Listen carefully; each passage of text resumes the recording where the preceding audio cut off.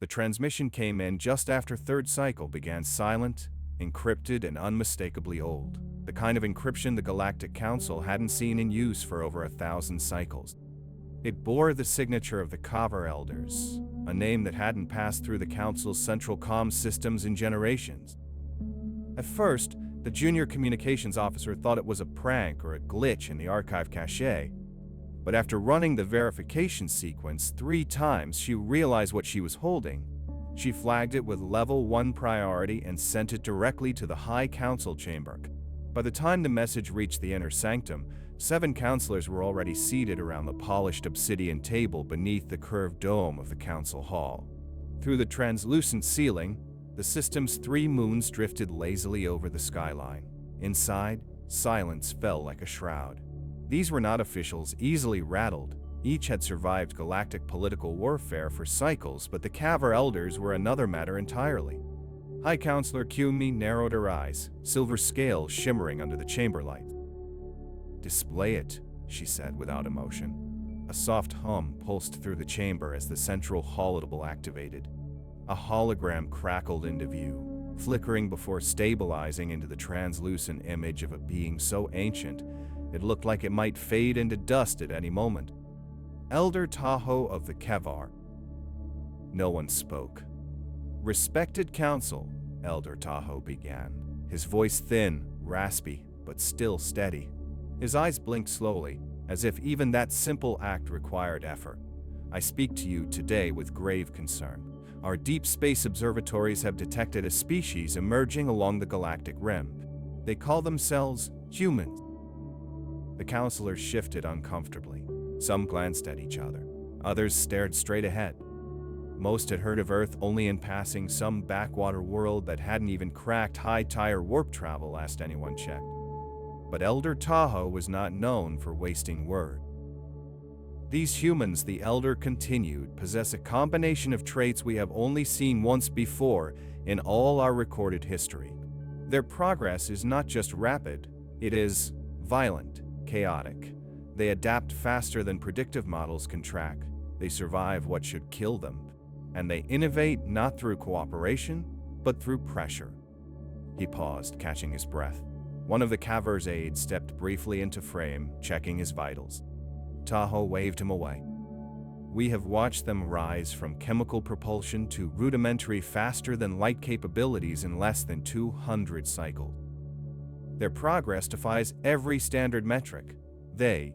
Counselor Ju leaned over and whispered to his neighbor, barely containing a smirk. "Another melodramatic tale from the mountain hermit." Counselor Minho, ever the pragmatist, folded his wings tight in a clear sign of disinterest. "The Kavar haven't left their homeworld in 10,000 cycles. What do they know of current species?"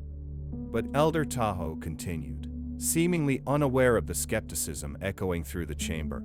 "The humans have nearly destroyed themselves multiple times," he said, voice cracking with wear.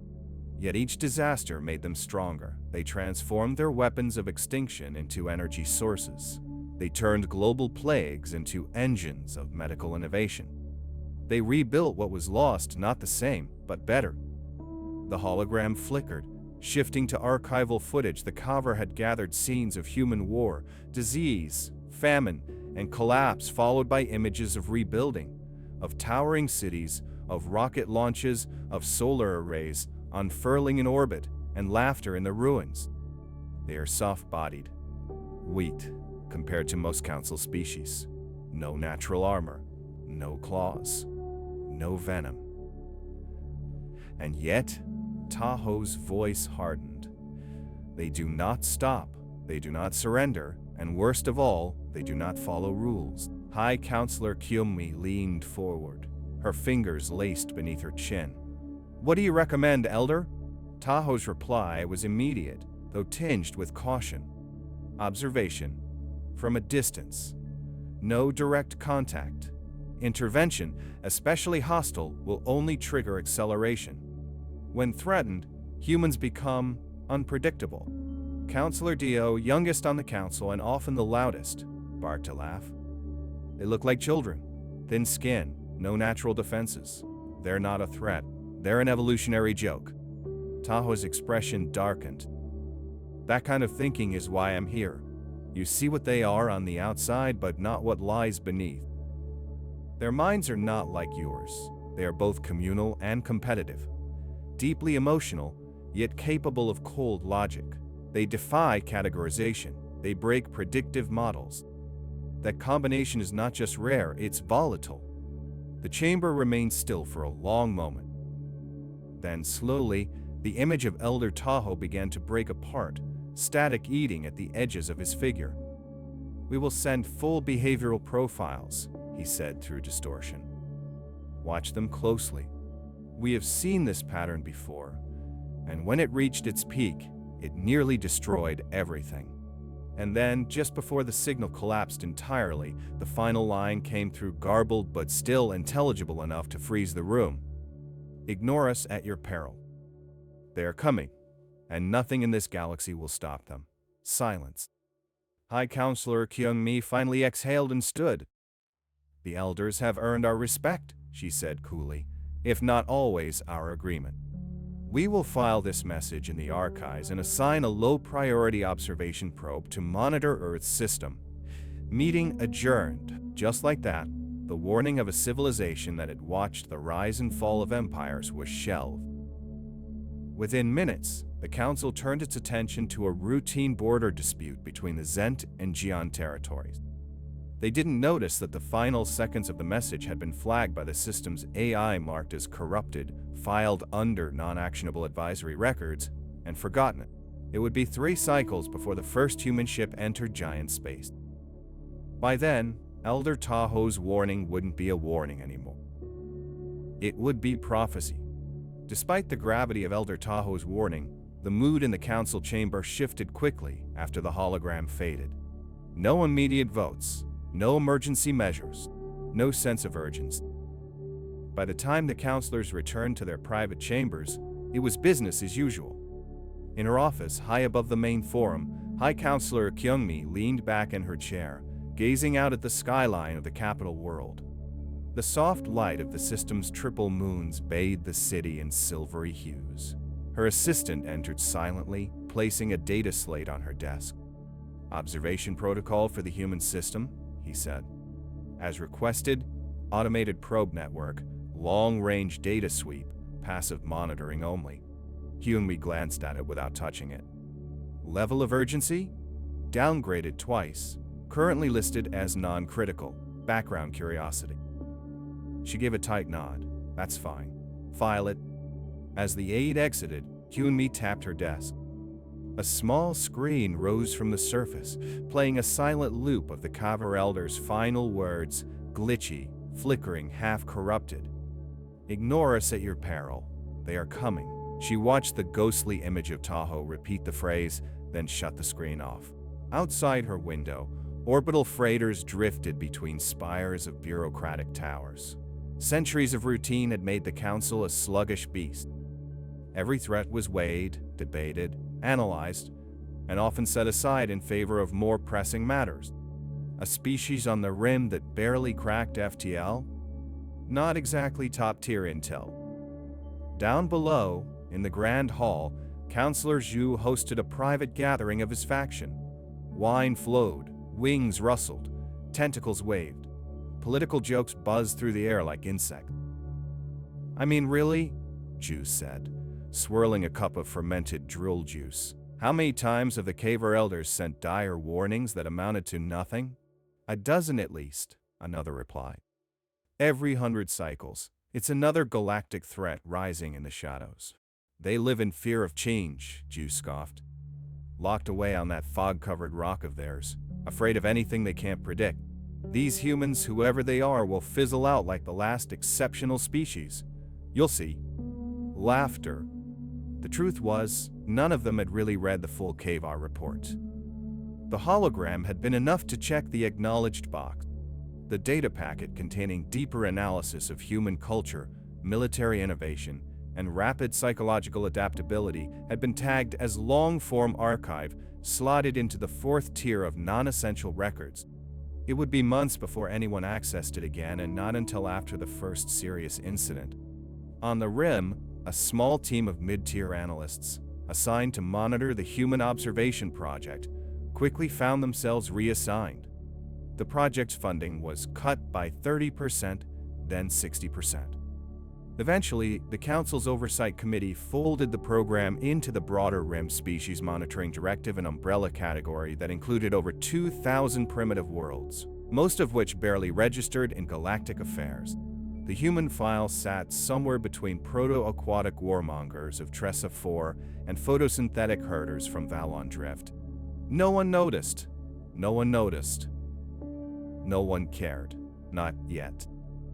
One of the junior analysts, an insectoid data specialist named Krill, had tried to push a preliminary report up the ladder.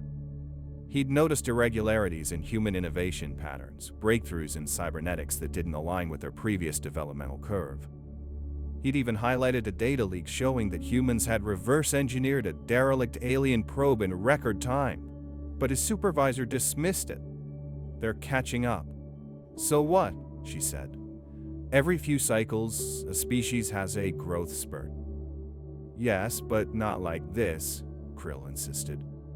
"They're cross-pollinating disciplines. Engineering, medicine, communication tech, they're integrating everything faster than predictive norms. And their cultural metrics are off-chart. They're not stable. Not stable means not ready." "Not our problem," she said, marking his report as theoretical only. "We'll reevaluate in another cycle." Krill sighed. He knew how this game worked. Without a major incident, war, genocide, interstellar contagion, no one would lift a claw. He archived the report, sent a final ping to the old, unused Elder channel, and turned off his terminal. Meanwhile, the Council turned its attention to matters deemed more urgent. Resource allocation for the Turavian trade lanes, renewed negotiations over Zent territorial borders, and a pirate raid on a Lurvian grain fleet. Humans? Not even on the agenda. The lack of action wasn't just oversight. It was inertia. The Galactic Council, after thousands of cycles, had become a machine built for managing the known, not anticipating the unknown. Protocols existed for everything. First contact, refugee crises, trade conflicts, planetary collapses. But nowhere in the sprawling bureaucracy was there a rule for. A soft-skinned species you've never met is about to rewrite the rules of your entire civilization. And so, the system did what it always did. Minimized, deferred, buried. Some of the older species, the ones who had been part of the founding of the Council, felt a quiet discomfort but said nothing. Not out loud. There was, after all, a reputation to maintain. Even Elder Jayun of the Kavar, still residing quietly in the Council's diplomatic quarters, received no reply when he sent a follow-up message to High Counselor Kyung Mi. His message brief, urgent read, "They are adapting faster than we feared.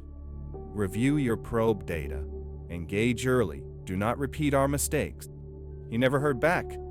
That message, too, flagged non-priority, was marked for review during the next quarterly strategic summit, which, of course, would come after the humans made contact, after they stepped out of the dark, and long after the Council realized that early intervention was no longer an option.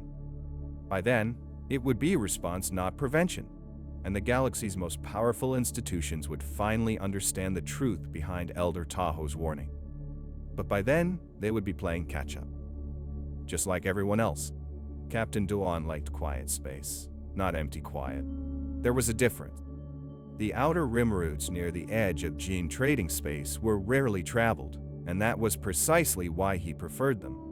Less traffic meant fewer inspections, fewer disputes over freight codes, and almost no chance of running into pirates pretending to be customs officers. His ship, Swift Wind, was a mid-tier freighter, modestly armed, finely tuned, and just battered enough to look like it wasn't worth robbing. Duan had spent 30 cycles in deep space commerce, hauling everything from mineral ore to medicinal spores. He'd seen strange things, rogue AI ships, black hole lightning, a Thren war priest crying over spilled spices. But nothing like what he saw that day. "Captain," said First Officer Yunji, her scales darkening to a cautious blue-green. "We're detecting an anomaly ahead. Unregistered vessel. Small, holding position. Doan looked up from his datapad. Display it.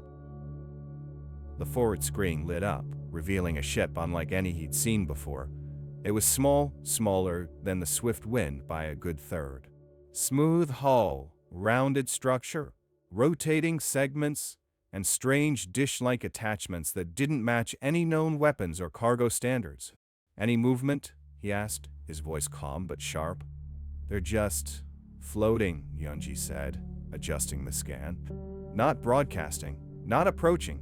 It's almost like they're waiting. The bridge fell silent. Unknown vessels didn't wait. They approached, they attacked, or they fled. Waiting usually meant a trap. Scan for life signs, Down said. Yunji worked her console, then frowned. Carbon-based, oxygen breathers. But the life patterns, Captain, they're not matching any registered species.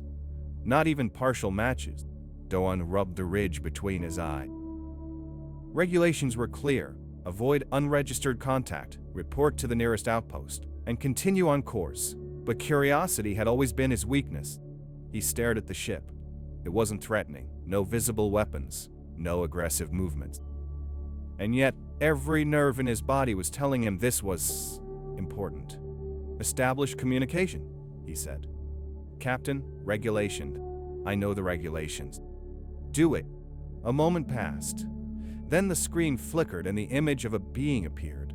At first, the bridge crew thought it was a joke. A being with no fur, no scales, no armor. Just bare pink-tan skin. It had patches of hair on the top of its head and wore a smooth, dark uniform. Its face was oddly expressive, eyes forward-facing, like a predator, but not menacing. The mouth moved, and the translation system caught up a half-second later. This is Captain Juno of the Earth vessel Pathfinder. We come in peace. Duan's arms stiffened. He'd never heard of a place called Earth. I am Captain Duan of the Jian trading ship Swift Wind, he replied cautiously. You are in Jian-controlled space. Identify your species and purpose. The human Juno smiled, revealing flat teeth. We are humans from a planet called Earth. This is our first deep space exploration mission. We weren't aware this sector was claimed. Doan watched the human's lip. The translation system was already adapting faster than usual. Their ship's tech was adjusting to Jian's speech patterns in real time. That alone was impressive. How did you reach this sector? He asked. We have no record of your species, no registration, no travel log. We developed faster than light travel recently, Juno replied. This is our first contact with another intelligent species. We're excited. His face shifted in a way Duan couldn't read. Anticipation, caution, fear. The lack of expressive frills or scales made it hard to interpret. Would it be possible to meet in person? Juno asked. We have docking capabilities if you're willing. Every protocol in Duan's head screamed no. Unknown species meant unknown risks. But something about the human, something in the way he spoke, the way he waited for a response rather than pushing for one, gave Duan pause. We will prepare our shuttle bay, Doan said. You may bring 3 representatives, unarmed. Swift Wind's crew prepared quickly. Tension buzzed through the corridors. Weapons were locked but not loaded. Observation drones were prepped and deployed. Defensive protocols were activated quietly. The human shuttle was unlike any Doan had seen. Compact, sleek, no external weapons. When the delegation stepped out, the bridge crew braced, but no threats came. The humans wore simple uniform. One was taller, one smaller, and one female with short cropped hair and a data pad in hand. They walked with confidence, but not arrogance. And they spoke. Flawlessly. Within hours, they'd not only learned basic Jian greetings, but had begun practicing full trade phrases. Their throats weren't shaped for Jian sounds, yet somehow they made it work. One of them, Jia, the female, spoke to Duan about his ship's propulsion system. Your plasma containment design is brilliant, she said. It reminds me of a concept we theorized on Earth but never implemented. Doan raised an eyebrow. You've only been in space for how long? Just under 2 Earth years since we left our solar system, she replied. But we've been working toward it for centuries, I suppose. The breakthrough was recent. Everything after that moved quickly. They asked about trade routes, defense protocols, energy, yields, supply chains. Always respectful, always intelligent. They shared information, but never too much. Offered insights, but asked twice as many questions. Doan found himself intrigued, even impressed. By the end of the meeting, he'd done something unthinkable. He agreed to a limited trade, non-sensitive technology exchange, cultural documentation, a mutual scan of each other's drive systems. Standard first contact arrangements usually reserved for species already known to the Council. These humans had earned it in hours. When the Swift Wind reached Vega Station a week later, Dawn submitted a full report to the Trade Division. Within minutes, the message reached Counselor Ju's desk. The response came in the form of a terse holographic message. You actually traded with them? Ju asked, his tentacles bristling with disapproval.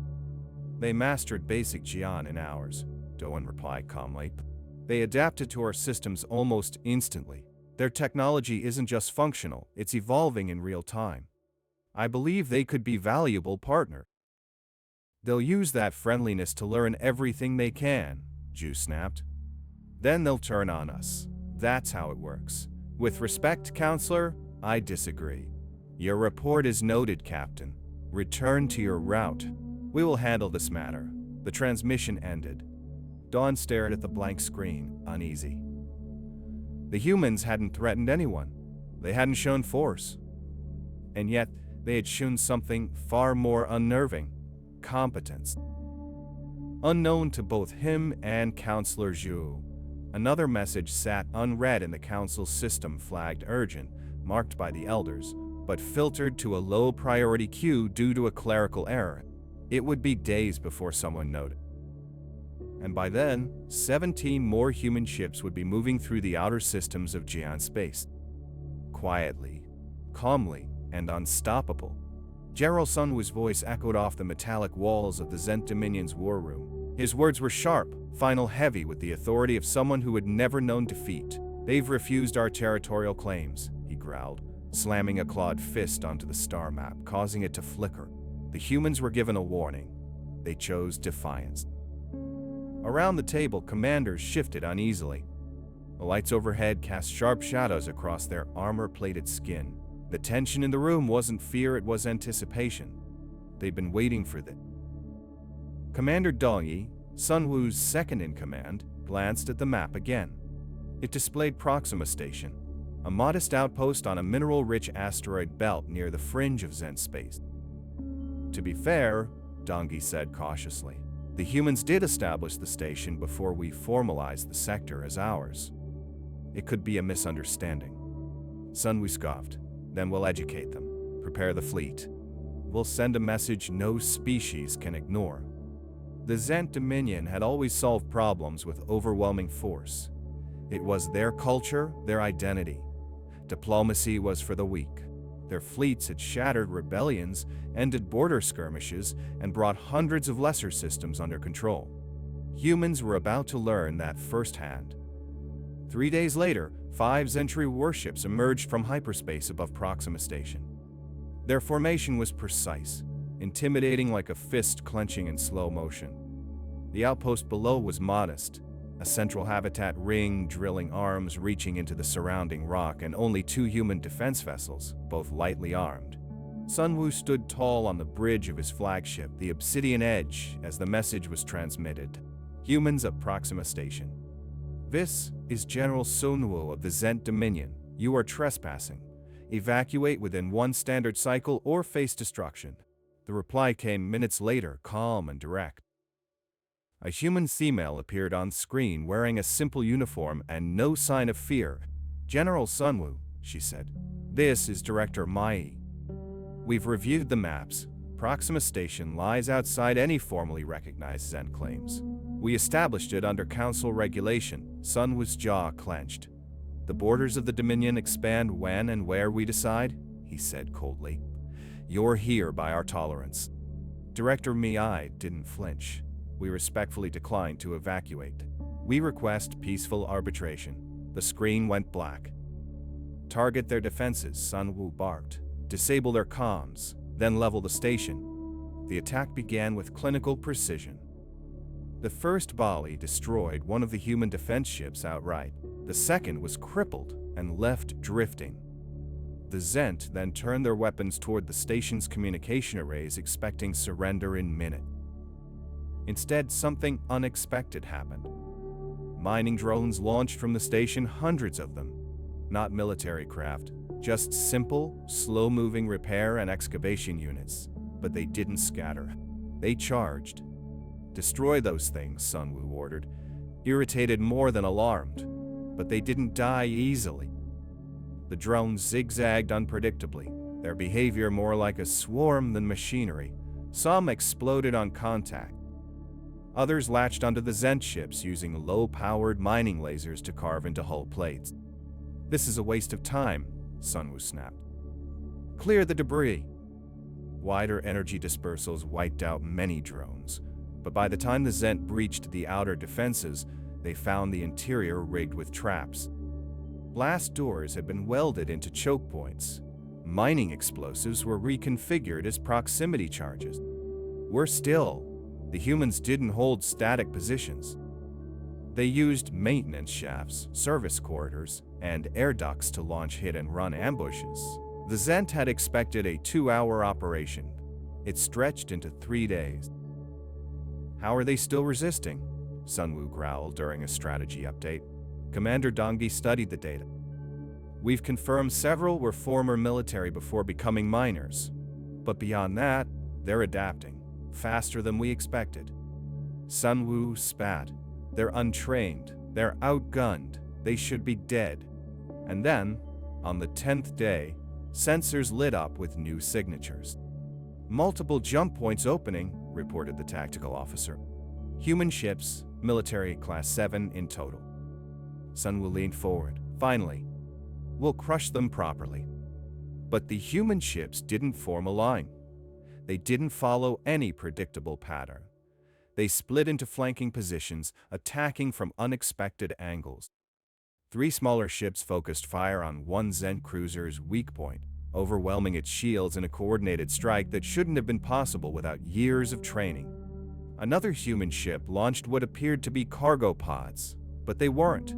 They were retrofitted with propulsion thrusters and explosives. They homed in on shield generators with eerie precision. "There's no formation," the Zent tactical officer said. "Confused.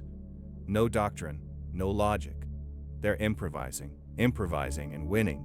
3 hours into the skirmish, 1 Zent ship was heavily damaged. 2 more were disabled, and the remaining vessels, including Sun Wu's flagship, were forced to withdraw. "This is not a defeat," Sun Wu hissed, as his ship jumped into hyperspace. "This is a lesson. Next time, we bring the full Dominion." But the damage was done. News of the Zent's failure spread through the Galactic Council faster than expected. While most member species said little publicly in private, they celebrated. The Zent had been expanding for decades, their aggression unchecked. Now, finally, someone had fought back and survived. Within days, council chambers were abuzz with murmurs, debates, warnings, and then, in a moment that silenced even the most vocal critics, a transport vessel arrived from the Kavar homeworld. A ship that hadn't left orbit in generations. Elder Jayun emerged in the council chamber, so old his translucent skin shimmered like glass. His arrival was a message in itself. "I speak not to argue," Jayun said as he hovered on a gravity platform before the council. "I speak to urge caution and clarity." "Humans fight differently," he said. "They don't follow patterns. They innovate under pressure. They'll cling to tradition, they abandon it the moment it stops working." Counselor Minho fluffed his feathers. "They had one victory." "You misunderstand," Jayun said. "They adapt. When attacked, they unite. When cornered, they evolve. They have no doctrine. Their only constant is change. And that makes them dangerous to those who expect structure." The council chamber fell into an uneasy silence. "What do you recommend?" High Counselor Kyungmi asked. Jayun's voice was frail, but firm. "Immediate, establish boundaries, integrate them, before war defines their role in this galaxy, before their path becomes irreversible." But even as the debate continued, new reports came in. Zent fleet mobilizations. Send. Warships repositioning. Proxima Station reinforced. No interest in peace. Sunwoo wasn't waiting. And the galaxy stood on the edge of something vast. Something no one, not even the elders, could fully control. The war should have ended in fire. That's what the Galactic Council expected. That's what General Sunwoo believed when he ordered the full Dominion fleet to converge on the human colony. That's what dozens of species feared when sensors across the quadrant picked up the movement of over 100 Zent warships toward the core of human-claimed space. And yet, when it happened, when the humans responded, it wasn't with fire. It was with precision. It started with silence. Then, without warning, 37 human vessels emerged simultaneously across the Zent home system, not from charted hyperspace lanes, but from points long considered unstable, even suicidal.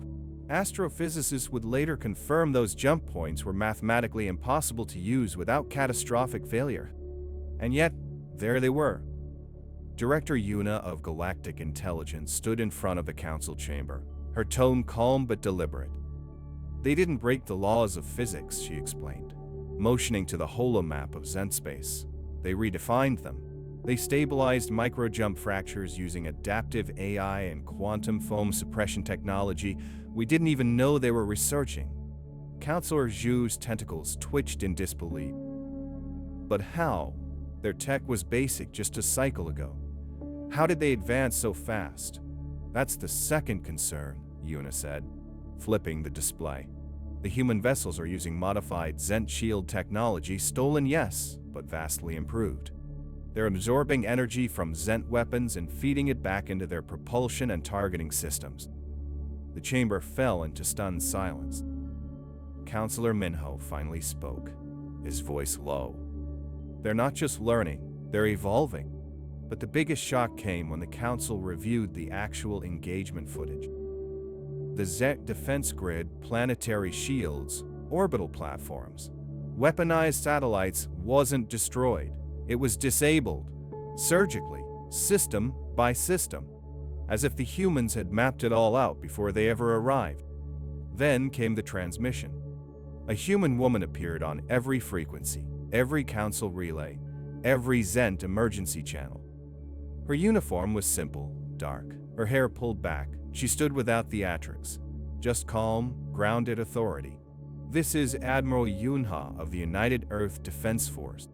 Your unprovoked attacks on our colonies have continued despite our diplomatic efforts. This ends today. We do not wish to destroy your civilization. We do not seek conquest. We demand 3 things: the immediate removal of General Sunwoo, the full cessation of hostilities, and Zent participation in council-mediated peace talks. You have 6 hours to comply. After that, we begin dismantling your planetary defense grid. No threats, no boasts. Just a deadline." Deadline. The council chamber descended into chaos. "They can't issue ultimatums to founding members," Zhu snapped. "This is an act of war.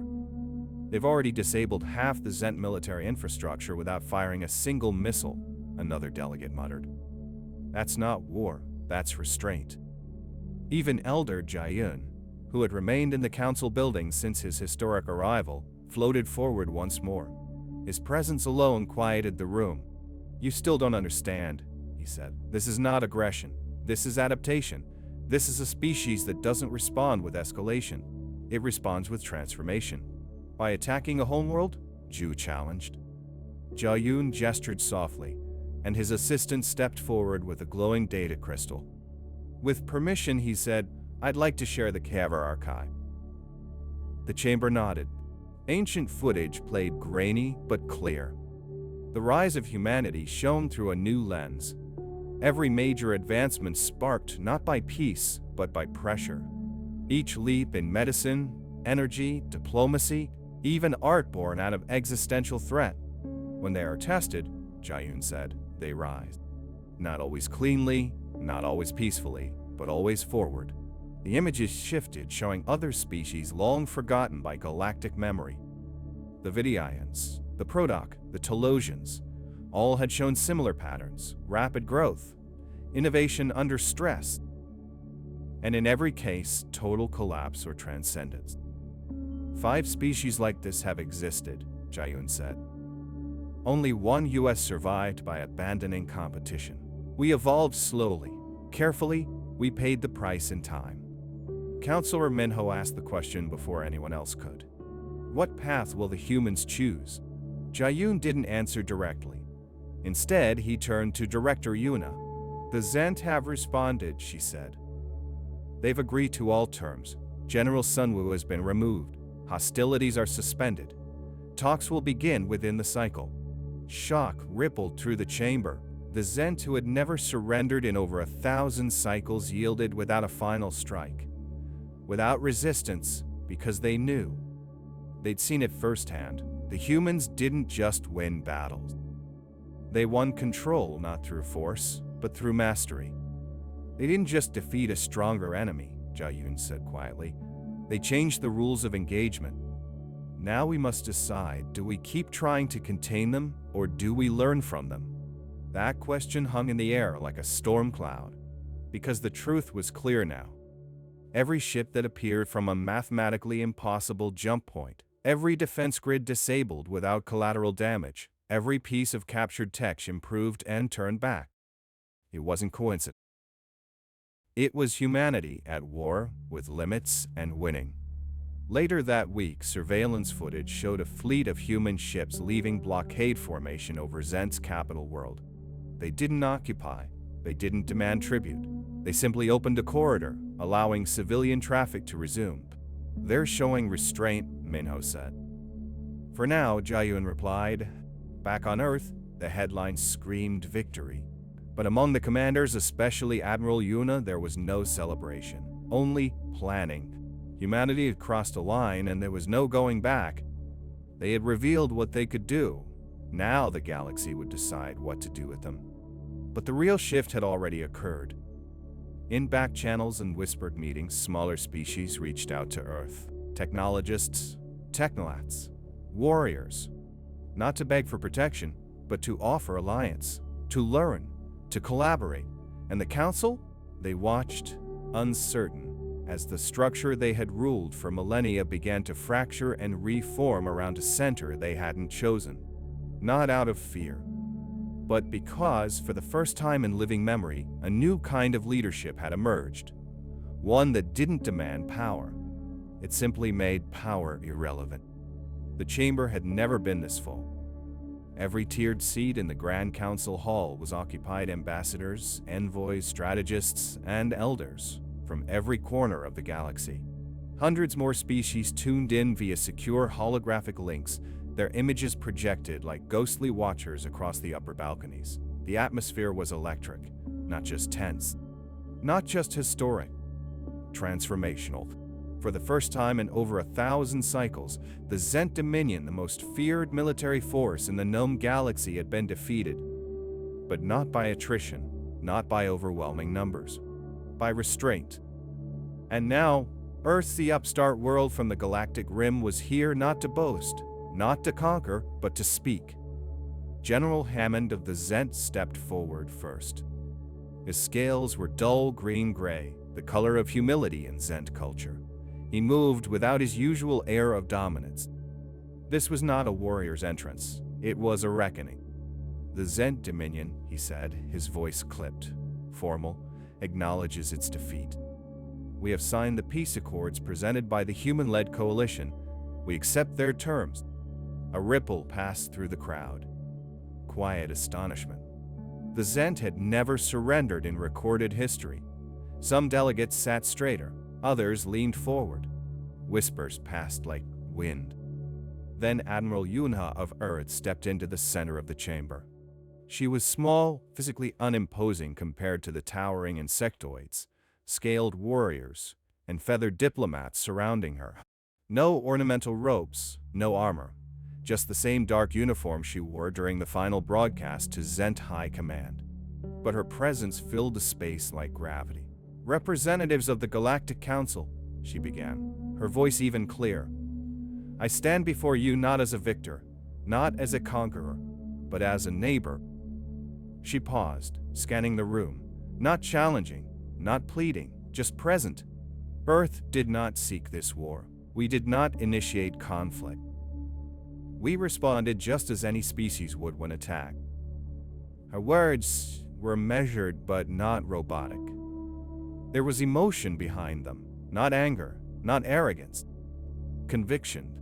But what this war revealed, she continued, is not just the courage of a few outposts or the failure of diplomacy. It revealed that the current galactic structure is broken. That landed like a punch. Counselor Zhu's tentacles shifted restlessly. Others looked away, offended or pretending to be. For too long, Yuna said, power has determined justice. Territory has been claimed, not shared. Disputes have been filed, forgotten. Entire civilizations have suffered in silence because they lacked the means to be heard. More shifting in the seats now. Some agreeing, some pretending not to. She lifted a small device and activated a holoprojection above the central dais. It wasn't a battle map. It was a blueprint, a new organizational model. "We propose the formation of a galactic alliance," she said. "Not a council that observes, but one that acts. Not a chamber where power hoards influence, but one where all members have voice and protection." The diagram shifted. Sectors divided by regional representation, rotating leadership, unified defense protocols, knowledge-sharing initiatives, resource equity models. It was bold, and it was structured, not a revolution, a rebuild. "Each species," Yuna said, "brings something valuable to the table, no matter their size, no matter their fleet, no matter their history. Together, we can build something that's more than a response to war, something enduring." Counselor Kyung-mi finally rose. Her silver scales reflected the ceiling's soft starlight. "And if we decline," she asked, "if we choose to maintain the current structure?" Yunha didn't blink. "Then Earth and its partners will form the alliance without council sanction. Membership will be voluntary, but so will the consequences of absence." It wasn't a threat, not in tone, not in posture, but it was a line in the sand. For a long moment, no one spoke.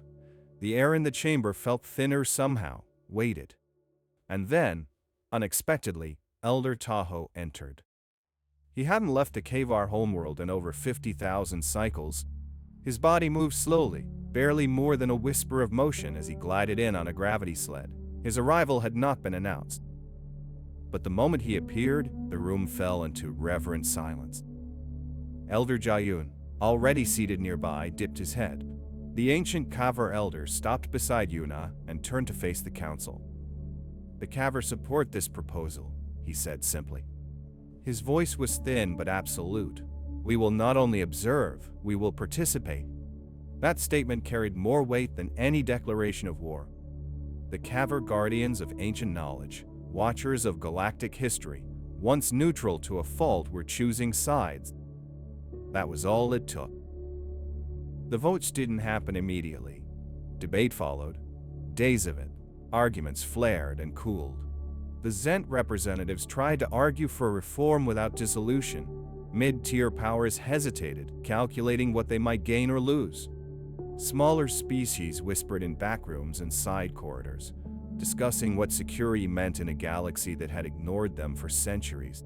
But in the end, it wasn't Earth's technology or tactics that won them allies. It was the possibility of something better. The vote passed with a supermajority. The Galactic Council was dissolved. The Galactic Alliance was born. In the months that followed, everything changed. Kavar scientists worked with human engineers to hybridize propulsion systems. Zent strategists, newly humbled, contributed their expertise to build a defense force, guided not by conquest but by coordination. Trade routes were reopened and equalized. Communication protocols were standardized. New member species joined weekly. Admiral Yunha declined any central leadership role. Instead, she served as the first rotating representative of the Alliance Assembly, intentionally ensuring that humans wouldn't replace the old power structure with their own version of dominance. During the founding celebration, Councillor Ju, now Representative Ju of the Alliance, approached Elder Tahoe privately. "You were right about them," he admitted. "They're unstoppable." Elder Tahoe watched a cluster of human and alien scientists laughing together near the edge of the courtyard. "Not because of their strength," he said quietly, "because when faced with extinction, they refuse to die, and when faced with the impossible, they find another way. That is what makes them different." He gestured toward a display of the first Joint Expedition fleet, preparing to leave the galactic plane to chart regions beyond known space.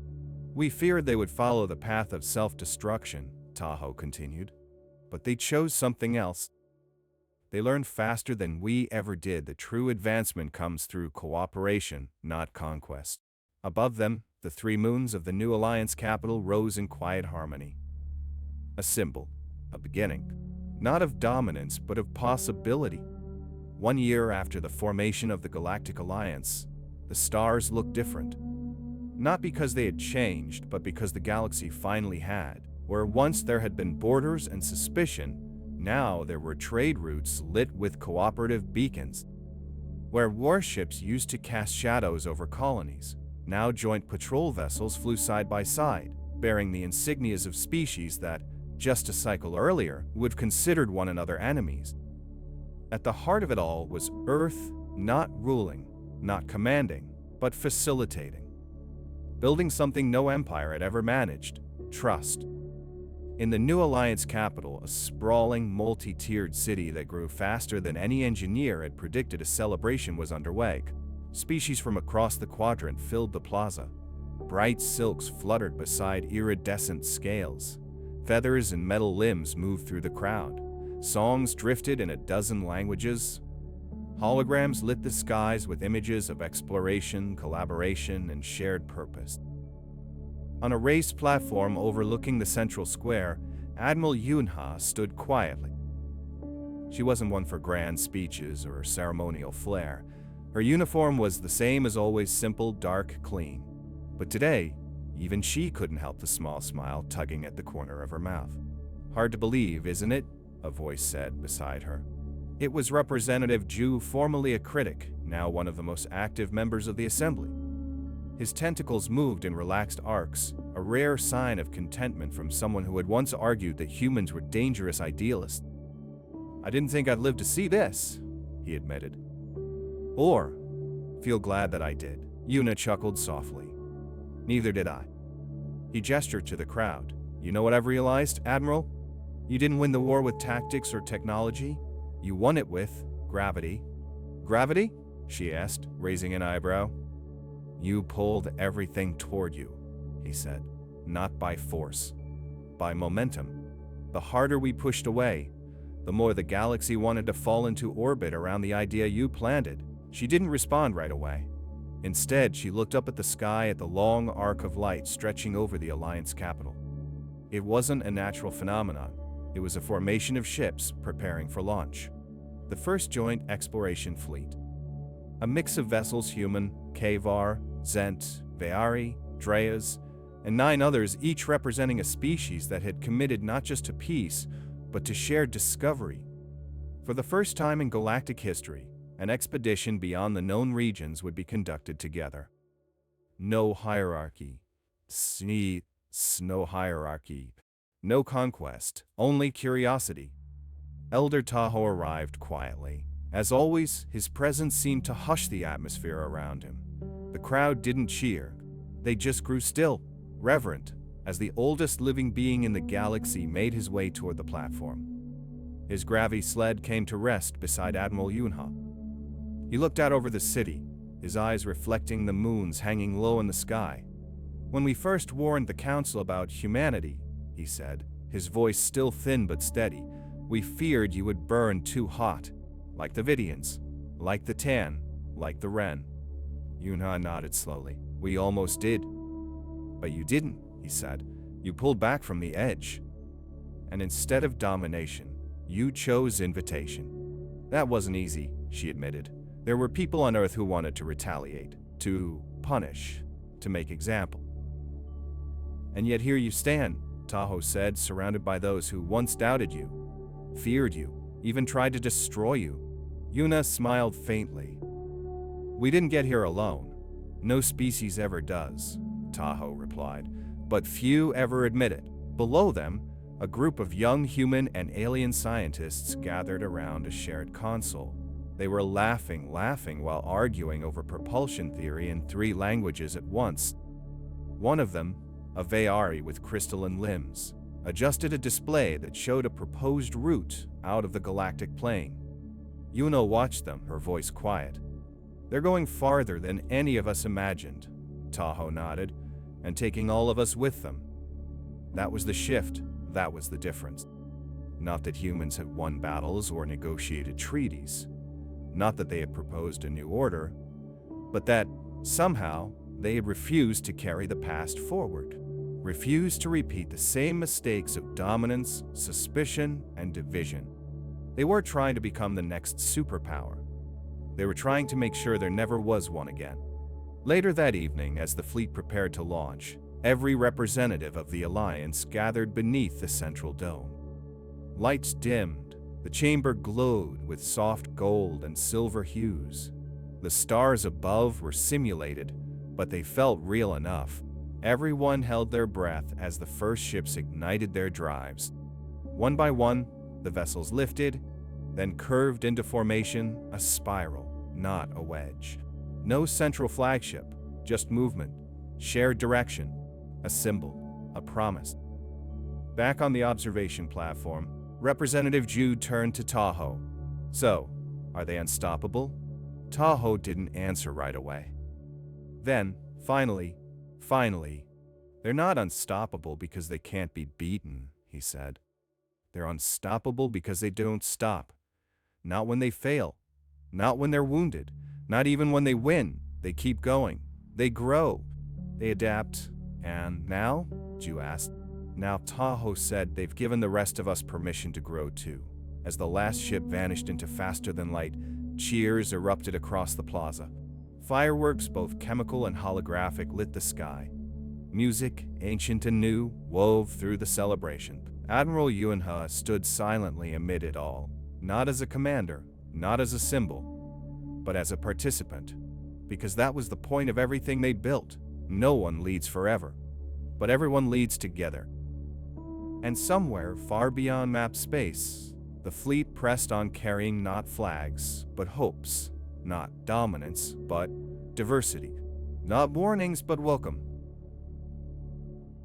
It was, as Elder Tahoe once said, the universe reminding itself why it had made humans in the first place, to shake the galaxy loose from its old habit. And to show that difference, when nurtured, wasn't weakness. It was strength. The stars were quiet. Beyond the edge of known space, past the gravity wells, the disputed zones, and the broadcast noise of 1,000 worlds, the first joint exploration fleet moved in silence. They weren't chasing war. They weren't expanding borders. They weren't looking for enemies. They were searching for something far rarer in the galaxy. A future worth building. On board the Unity Dawn, one of the fleet's hybrid crew flagships, human scientist Dr. Lena Cho watched the star map rotate slowly above the main console. She was surrounded by a dozen colleagues, Kaver mathematicians, Zent engineers, Ving biologists, and 2 rail speakers who communicated entirely through bioluminescent flashes. A year ago, this room would have been impossible, unthinkable. Now, it felt natural. You know, she said, tapping the edge of the console, a lot of people expected us to take over after the war. Conquer, install leaders, set rules. Some still expect that, said Narawan, a Zent weapons analyst, arms folded over his chest. They're just waiting for the other shoe to drop. Then we'll have to keep disappointing them, Lena replied.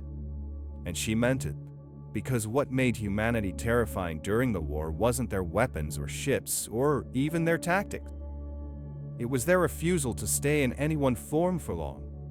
Their ability to adapt had been both their defense and their offense. But now, in the absence of war, it had become their greatest asset. They were building not empires, but ecosystems.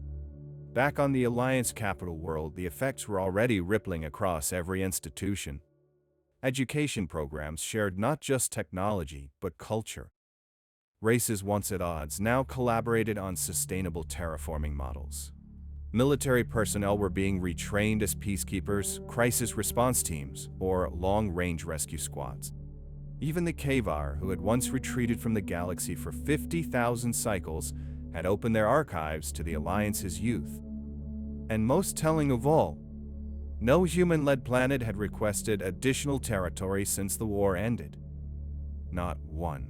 Instead, Earth had turned inward, investing in joint research labs, neutral supply chains, and diplomatic envoys trained to listen first, speak second.